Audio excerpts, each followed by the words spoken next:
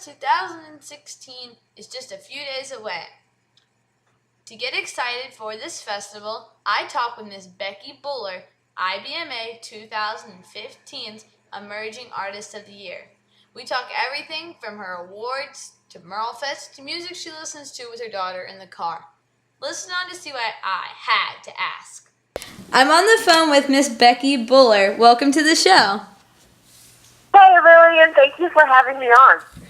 So you grew up in a very musical family with a band. Has this helped you in your career?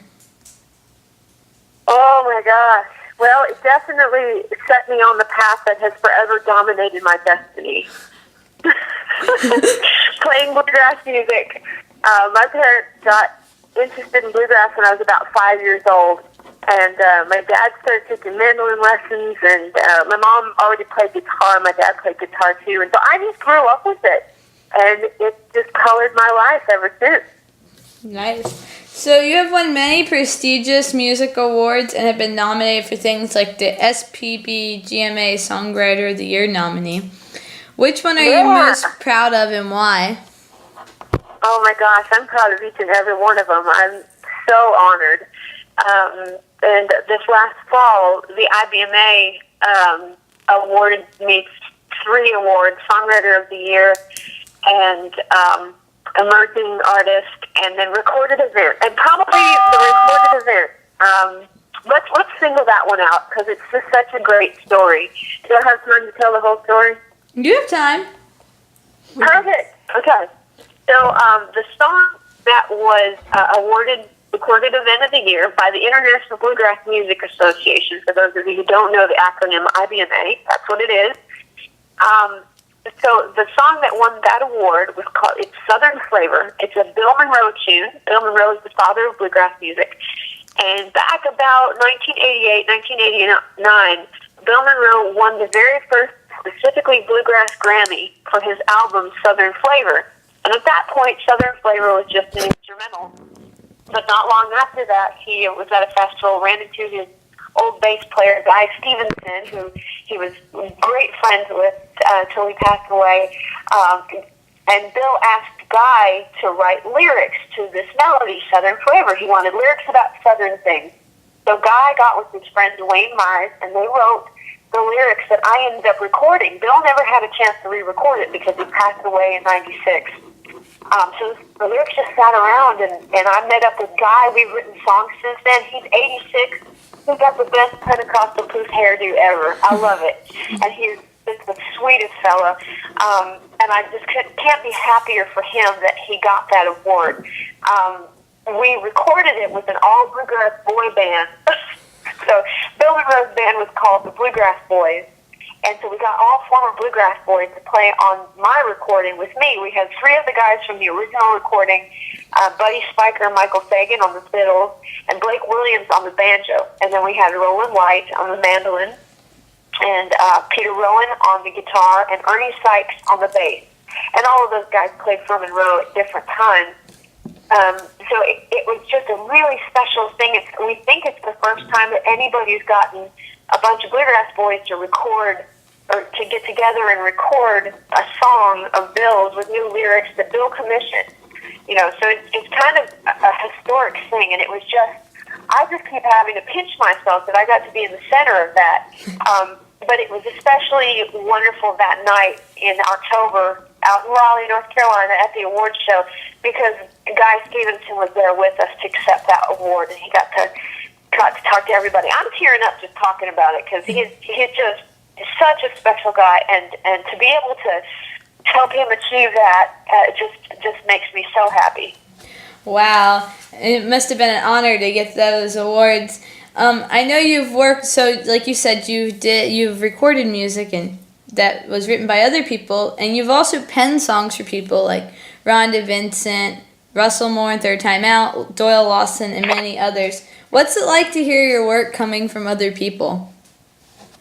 I have to pinch myself, you know, because those people are my heroes. I grew up listening to Rhonda and Doyle Lawson and Kenny and Amanda Smith, Ricky Skaggs, and I don't know if it'll ever sink in that that they've cut songs that I wrote. That's just huge. That's just the greatest honor for a writer when somebody else wants to cover one of your songs, especially people of that caliber. They're the top in the bluegrass world, and of course Ricky Skaggs has, done just had an incredible country career too, and so it's surreal. It really is. That is a testament to your talent. What was it like the first time you ever heard your work coming from somebody else? I about drove off the road. It was the first time I ever heard one of my songs on the radio. And it was about 99 or 2000. That winter, I was working on my very first project, Rest My Weary Feet. It's out of print right now. And I was driving home from Gordonsville, Tennessee, where the studio was, and I was living in Johnson City at the time, going to school at East Tennessee State University. And a friend of mine, Becky Schlegel from up in Minnesota, was on Prairie Home Companion, and she sang one of my songs, Wings of an Angel, and I about drove off the road. I was so excited. I swerved. I was so excited. So when you're in the car or something, what kind of music are you listening to normally? You know what? Right now, we're really funny you should ask that, because I have a 3-year-old daughter. Her name is Romy, and she's so much fun. And on the way to the babysitter every morning, we listen to a few songs. And it's terrible. We have a shocking lack of bluegrass on our playlist, and it's not intentional. It's just that, unlike my mother, I guess I inherited this from her. All these little things that happen every day, it trigger songs, and I'll just start singing. And and a lot of those songs are show tunes and whatnot. And so we've got the Andrews Sisters on Romy's playlist, singing "Hold Tight" and the Boogie Woogie Bugle Boy. We've got Bill Haley and the Comets singing "Shake, Rattle, and Roll." We have a bunch of show tunes. Romy really likes The Music Man and Willy Wonka and the Chocolate Factory, and Do Re Mi from The Sound of Music. And I'm really proud of this. Can I brag on her for just a minute? Yes. Is that okay? Okay. All right. So we're in the post office. I'm in there with my 3-year-old daughter, and there's a card, a greeting card with Judy Garland on it. And at first she said, "Look, Mom, it's Judy Garland," because we had just watched The Wizard of Oz. Somewhere Over the Rainbow is on her playlist. And so she got it right the first time. And then, I'm doing my business there at the post office, and then she said, "No, it's Julie Andrews." And I said, "No, it's Julie Garland." No, it's Julie Andrews. So I'm arguing with my 3-year-old daughter about whether it's Judy Garland or Julie Andrews. And I think that's pretty cool. I love kind of bizarre. I love it. It's all fun music. I especially like The Music Man. Yeah. I was Amaryllis in the play. Oh, yeah, right now? Actually, it was a play I was in over the summer. Okay, fine. Who was in the play? I was Amaryllis. Oh, perfect. Yes. Awesome. Yeah. So, I know you also serve on the IBMA Board of Directors. What is this like? Whew. It's a lot more work than I ever imagined. But it's really fascinating learning how a nonprofit works and what it takes to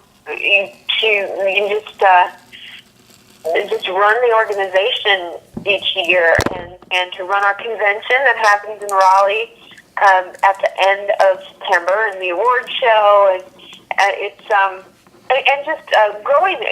We're in a growing phase with the organization, so there's some pains associated with that. I think things are starting to ease up. We've got a great new executive director, Paul Schimminger. We've got a great team in the office, and it's a little bit daunting. There's definitely a huge learning curve, and I'm coming to the end of my time on the board, and I feel like I'm just starting to kind of understand what's going on. But it's been definitely very, very interesting, and probably a lot of things that you wouldn't expect that we have to consider and discussed and make decisions on, and I can't get into a whole lot of detail because, you know, you have to stay in the boardroom, but it's definitely, I would encourage anybody out there that's listening that is interested in the business of bluegrass music. I would encourage you, if you're a professional within the industry, to become a member of the IBMA if you're not already, and you know, help keep moving bluegrass into the future. We've got our feet firmly planted in the past, and we're just trying to keep the music growing and vibrant, and honor the people that created the music. So it's a pretty exciting thing to get to be behind the scenes with all of that for a little while. I can imagine. I love going to the IBMA, and I never really think about all the work that's put into it. So I know you're on tour right now. What are some of the unglamorous parts of touring? Well, right now I'm sitting at a microtel in Bremen, Georgia, and we did a show in Dahlonega, Georgia today at the Bear on the Square Festival, their 20th annual festival. And tomorrow, Nebu Barecki and I, along with Kenny Smith and Stephen Mogen, I cannot remember the bass player's name, but I know he's fantastic. We're all teaching at this camp in Nauvoo, Alabama, at folk school at Camp McDowell. But anyway, what I was going to say, unglamorous, I'm sitting at the microtel, and right outside my window is a gigantic dumpster. And beyond that, the interstate, so the view isn't exactly glamorous. And also, you know, it's very hard to eat well while you're out on the road, because you get out here and you're like, oh, it's okay if I have one donut, but it's not okay. I need to stick to salads and cardboard, I think, and maybe sawdust. So, I know you won the Chris Austin Songwriters Competition in 2001 at Merlefest, and you're coming to Merlefest this year, so what significance does this have on you? Oh, it's huge. Merlefest is just one of those festivals that you just have to play, or you hope that you will get to play, and I can't believe we're getting to play it. We're going to be on the Watson stage at 11:15 on Saturday. We're going to be on the Creekside stage later that day. I'm doing a songwriting workshop talking about my experience in the Chris Austin Songwriting Contest, and then we're going to be at the Midnight Jam too. And I'm just, again, I keep saying that, I got to keep pinching myself, but I'm getting to play on these big festivals. It's so much fun, and this is just really huge. I was in the Chris Austin Songwriting Contest in 2001, and then a couple of years ago, I played up there on the Cabin stage with Darren and Brooke Aldridge, and this is my first time back performing with my own band, or my own outfit, and this is really, really huge. I'm super excited. I hope that I can go get a new dress before then. And the Watson stage, I'll be sure to see you when you play on the Watson stage. Oh, great. Well, we're going to have some special guests, at least one special guest, possibly another special guest, but I won't know for a couple days yet. So keep your fingers crossed. It's going to be huge no matter what. It's going to be fun, and it may be really, really, really fun. Really, really excited about the special guests we already have lined up. I'm not going to say who it is. You just got to come see our show. Okay. I'm really excited. If you could go back in time and give a younger you advice, what would you say? I would say be more brave, definitely. You know, it's hard because I wouldn't be who I am if I hadn't gone through what I had gone through, and been where I've been, and I've had some incredible experiences along the way. And all along the way, I had people saying, you need your own band. And I didn't have the right people around. I didn't feel like I had the right network to do it. I didn't feel like I could do it. There was so much to behind the scenes work again to get you on the stage. That being on the stage is just the tip of the iceberg. So I just didn't think I had it in me to do what it would take to get myself on the road. But I think if I had stepped out off the cliff sooner, that I think there were people, they were waiting to help me. But, you know, but maybe, I don't know. I mean, everything happens in its time, and I really believe firmly in that God has a plan, and He will work all things together for good, and He has, and I'm very, very grateful for the way He's worked things together for good in my life. But I would tell a younger me to just be a little more brave. What advice do you have for young musicians? Well,